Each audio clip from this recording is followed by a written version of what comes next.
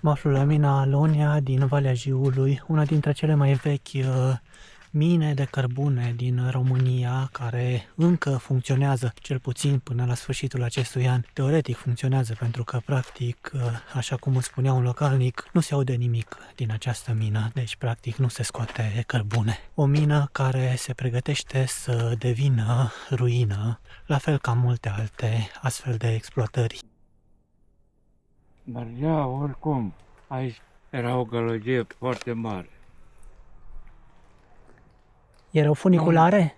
Era partea aia, pe deal în sus. Benzi, linie de tren, cărbune cărat. E o mină foarte veche, din câte știu. Da, e veche, da. Ați lucrat mult timp aici? Păi, 10 ani. Și ați mai lucrat și la alte mine? Nu, am lucrat în alte părți, da, cum să spun. Ați lucrat în subteran? Da, în subteran a fost. Și era greu? Mai greu? Era greu, presiune, sigur că da. Oare la ce adâncime ajunsese La oare? 400 era puțul, era și mai jos. Da. Și acum, Acum s-aude ceva, nimic. Ruine. păi și oamenii ce zic de pe aici? Le convine că se va închide mina asta? Nu le convine, dar dacă nu e nimeni o inițiativă sau cum să spun, Din câte știu, era și cale ferată. păi este în jos, în partea aia. Este. Sigur că da. Eu am înțeles că s-a surpat o porțiune. Păi, din cauza cui? Tot A fost o alunecare de tren și de atunci nu mai păi funcționa. nu. Aia s-a putea remedia, da. Și acum cu ce vă ocupați? Sunteți pensionar sau? Da, eu am o soră aici mai jos, trec că mai aproape. Da. Atât.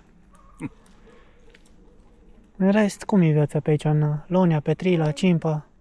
Viața e cam scumpă aici. Față, cum am înțeles, de alte părți din țară. Nu Da. știu, cum să spun, Câți ani aveți oare? 54. 54. Dar ați ieșit la pensie, nu?